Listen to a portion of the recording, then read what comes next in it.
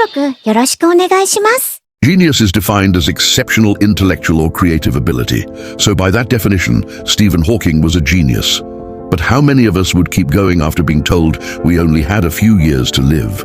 How many of us could achieve world recognition, change the face of science, and still find a way to make people laugh despite our situation? This man was not just a genius, he was a warrior. His fight against the cruelest thief there is, time. Join me today as we look into the life of Stephen Hawking, the genius who beat the clock. Stephen William Hawking was born on January 1942 in Oxford, England. His father, an upper-class bureaucrat, expected him to follow in his footsteps. But Hawking was more interested in whether or not a stationary bike in the house was truly useful. As a boy, Stephen was well known for his mischievous sense of humor. He once put a whoopee cushion on the seat of his father's chair. When his father sat down, the sound produced startled him and he blamed his wife. "I didn't do it," she replied. "Ask your son." Then they all looked over at young Stephen, who was trying very hard to stifle a laugh. Despite his goofy side, Hawking excelled in school and went on to study at Oxford University, where he earned a first-class degree in physics. At Cambridge University, he met his future wife, Jane Wilde. The two married in 1965 and had their first child, Robert, 2 years later. At 21, Hawking was diagnosed with a rare form of ALS, which affects nerve cells in the brain and spinal cord. It was the beginning of a nightmare. Hawking had symptoms that were more severe than anyone else who had been diagnosed with the disease.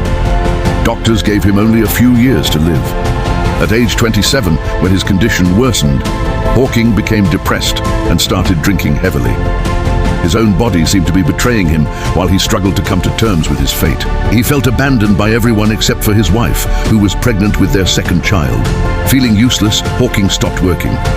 "I was angry and depressed," he recalled. "I felt I had nothing to contribute and that I was a burden to my wife and children."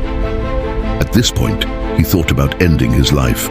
But his future daughter, who he hadn't even met yet, gave him the strength to go on. Hawking would later say, "The greatest enemy of knowledge is not ignorance, it is the illusion of knowledge."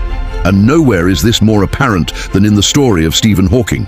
Despite being trapped in his own mind, he managed to break free and become one of the most respected scientists of our time. Hawking developed a theory to explain how black holes grow and was awarded a prestigious fellowship at Cambridge University in 1979. By this time, he had already written several influential books, including A Brief History of Time, which sold over 10 million copies worldwide. In 1988, Hawking's groundbreaking work on black holes earned him the prestigious Wolf Prize in physics. His research helped to unify general relativity and quantum mechanics, two theories that had previously been seen as incompatible. Together with Israeli physicist Amos Ori, Hawking proposed that black holes emit radiation due to quantum effects near their surface. This effect, now known as Hawking radiation, has been observed indirectly through gravitational waves. It was also around this time that Hawking met Apple's co-founder Steve Jobs.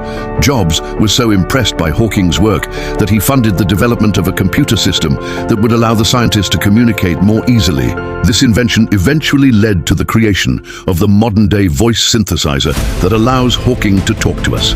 His famous voice was actually the voice of Jobs. During this time, Hawking's health continued to deteriorate. He suffered from severe muscle spasms, which made it difficult for him to control his movements.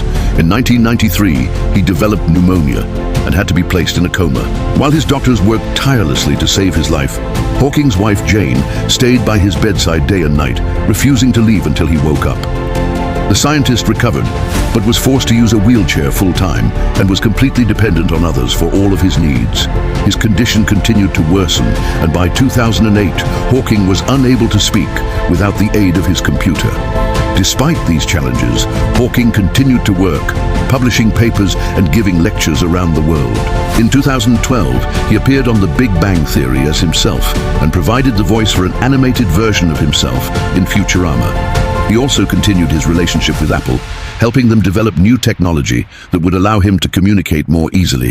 In 2014, Hawking published his final book, My Brief Answer to the Big Questions. In it, he discusses everything from the origin of the universe to his own mortality. On his 70th birthday, Google honored him with a special edition of their logo. The design featured a depiction of the cosmos with a wheelchair-bound Hawking in the center. Sadly, his health took another turn for the worse, and in 2018, he required full-time care. Despite this, Hawking remained active, continuing to speak out on important issues such as climate change and artificial intelligence. While his condition continued to deteriorate, Hawking refused to give up. He kept fighting, not just for himself, but for all those with disabilities. He showed us that no matter what life throws at you, if you keep going, you can achieve anything. Hawking passed away on March 14, 2018, just a few days after his 76th birthday. He is survived by his children and grandchildren, as well as countless friends and colleagues around the world who admired his brilliance and determination. Hawking leaves behind a legacy that will inspire generations to come. His work changed our understanding of the universe, and his story reminds us that no matter how dark things may seem, there is always hope. In his honor, let's take a moment to appreciate the beauty of the cosmos and the power of the human spirit. Stephen Hawking was a true genius, and his contributions to science will never be forgotten. He taught us that with enough determination, we can overcome any obstacle. Hawking was not just a scientist, he was an inspiration to all of us. He showed us that no matter how tough things get, we can always keep going. Hawking was a fighter, and he won in the end because he never gave up. Stephen Hawking was an extraordinary man who touched the lives of millions around the world. His death is a great loss to humanity, but his legacy will live on forever. Now, before we wrap things up, let's take a quick quiz to see how much you've absorbed from today's video. First question, what type of disease did Stephen Hawking have? The correct answer is ALS, also known as Lou Gehrig's disease. Question number 2, what is Hawking radiation? The correct answer is the emission of particles from the surface of a black hole due to quantum effects. And finally, question number 3. What year did Stephen Hawking pass away? That's right, 2018. You got them all right. You are officially a Stephen Hawking expert, so congratulations. If you enjoyed this video, don't forget to hit that thumbs up button and subscribe for more inspiring content. We've got plenty more where that came from. So click on this video on the screen now for your next dose of motivation. And thanks for watching. We'll see you in the next one. チャンネル登録よろしくお願いします。